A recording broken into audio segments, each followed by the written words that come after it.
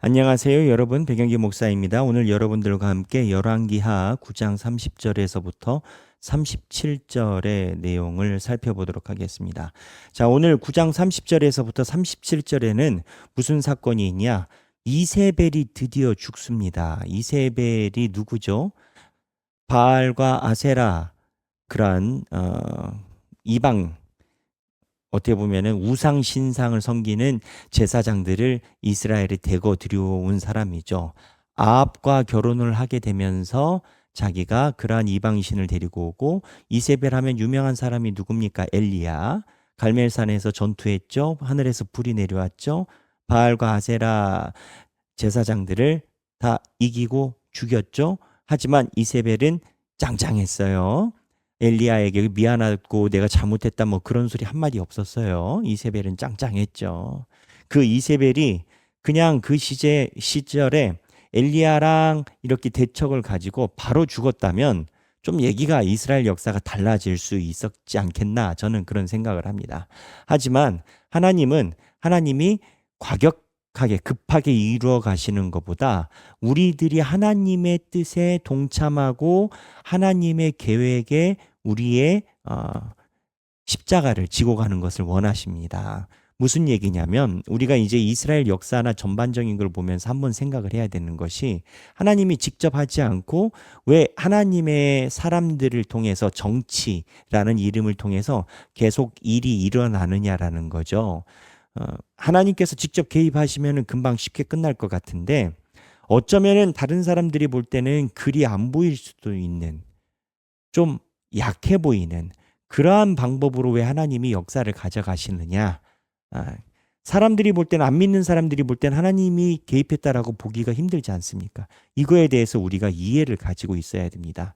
하나님은 인간 사회의 목적을 위해서 끌고 가신다라고 보진 않습니다. 무슨 얘기냐면, 하나님은 이세벨이 죽는 것이 참 중요하시지만 그거보다 더 중요한 건 하나님의 역사에 하나님의 자녀들이 함께 동행함을 원하십니다.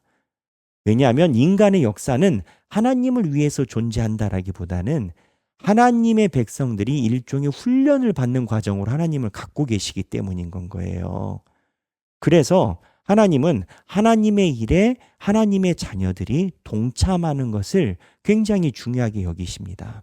선교도 인간이 가서 해야 되잖아요. 교회도 인간이 세우잖아요. 물론 무너뜨리는 것도 인간이 하지만 하나님은 하나님의 자녀들이 하나님의 일을 같이 감당하는 그 과정, 여정을 중요하게 생각을 하세요. 그러다 보니까 이세벨을 한 번에 죽이지 않으셨어요. 그리고 이세벨이 오랜 시간 동안 건재했어요. 그러면서 이스라엘은 더 깡깡해졌죠. 이세벨의 아들이 한 번, 두 번 넘어갔어요. 그 두 번째 여호람이라는 왕이 이제 죽었습니다. 누구에 의해 죽었습니까? 어제 구테타에 의해서 여호람 왕이 죽었죠.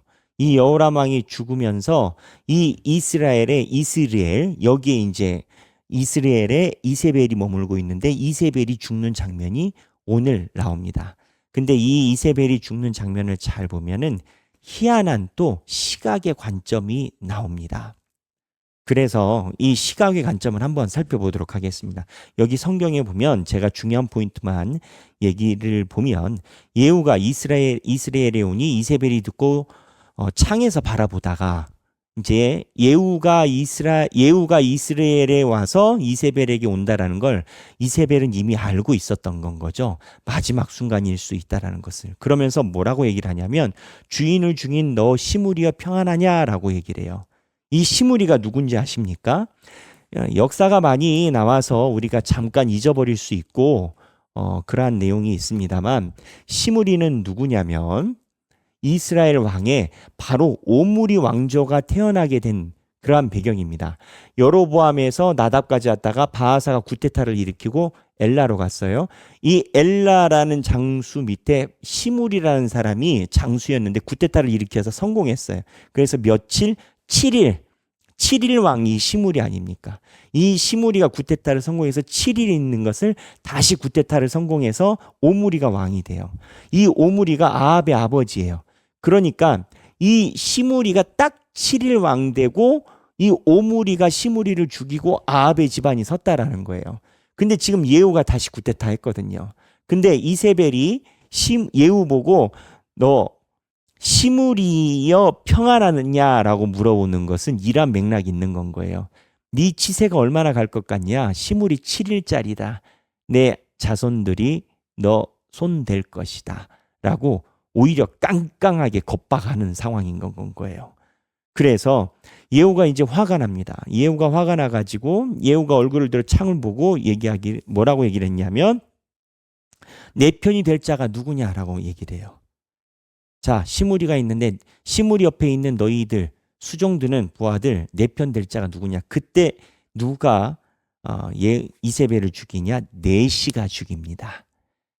네시가 죽이고 나서 네시가 시므리를 던져요. 그래서 이 시므리가 누구냐? 죄송합니다. 시므리가 아니라 이세벨을 죽여요. 그래서 엘리야와 첨예한 대립각을 가지고 있었던 이세벨이 이렇게 운명을 달리합니다.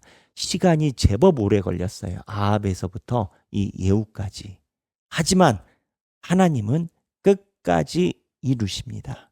여기서 제가 여러분들과 다시 한번 보고 싶은 신앙의 원리가 있어요. 여기에 보면 시므리의 관점이에요. 이세벨의 관점이 이세벨. 열왕기하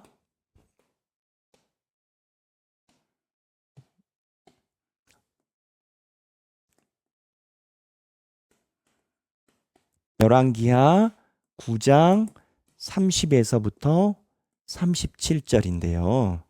자, 이세벨 시각이에요. 시므리요. 이걸 하나님의 심판으로 바라보지 않아요. 그러니까 아무리 하나님께 혼이 나도요.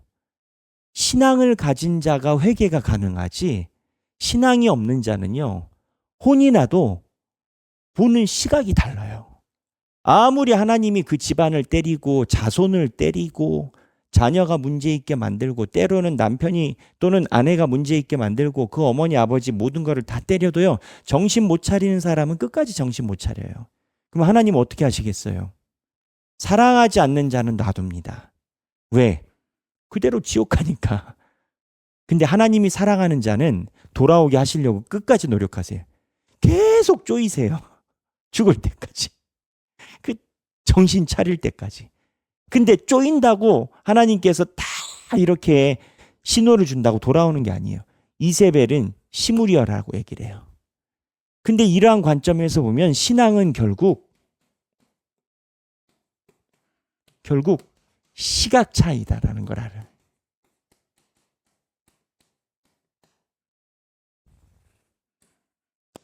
어떠한 사람이 그렇게 이야기를 해요. 나는 그렇게는 못 섬긴다. 나는 그렇게는 교회 활동 못한다. 그렇게가 어디서 어디까지고 어디서 어디까지입니까? 그 사람이 가지고 있는 시각이라는 거예요. 신앙생활도 마찬가지. 우리는 인간들은요. 하나님을 믿는 것 자체가 세상에서 이야기하는 시각과 차별화를 두는 행위예요.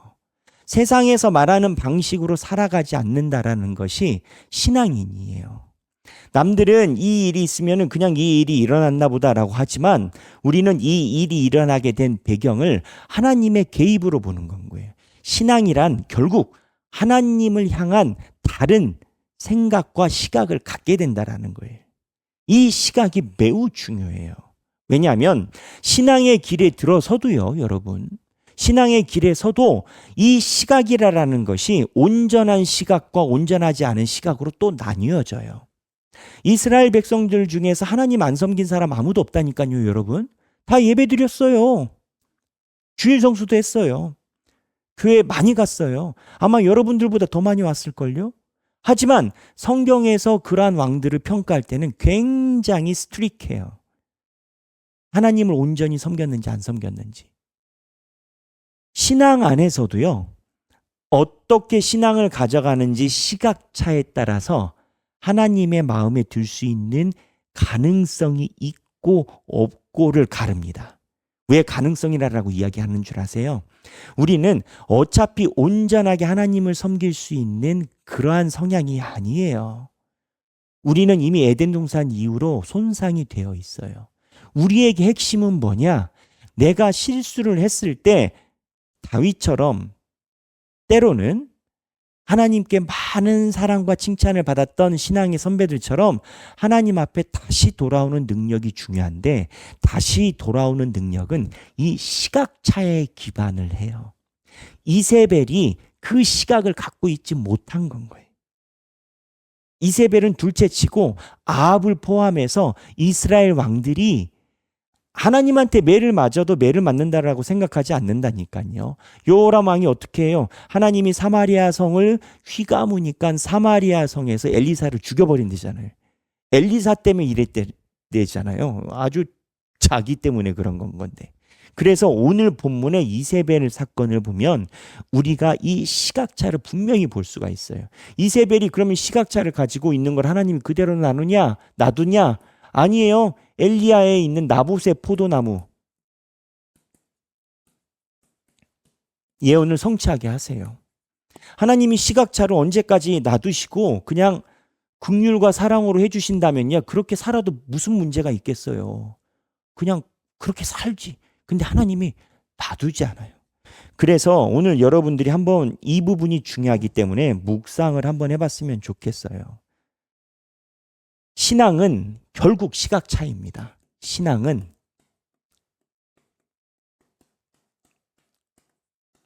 시각차예요. 제가 몇 번 이야기를 했잖아요. 현대인들이 헬스장은 월요일부터 토요일까지 가는 게 당연하다라고 생각하고 근실하고 성실한 사람이고 자기 관리를 철저히 하는 사람이다 라는 그러한 청평이 있으면서도 교회를 일주일에 수요일, 금요일, 주일 기도에 예배 가면은 너는 왜 이렇게 교회를 그렇게 다니냐라고 얘기를 한다라는 거 아니에요. 헬스장은 월요일부터 토요일까지 때로는 일주일을 다 가도 사람들이 박수를 치지만 교회는 일주일에 두세 번 가면 너는 왜 이렇게 열성신자야 라고 얘기를 한다는 거 아니에요. 제 헬스장 가지 말라는 얘기가 아닙니다. 결국 모든 것은 시각에 의한 차이라는 거예요. 신앙은.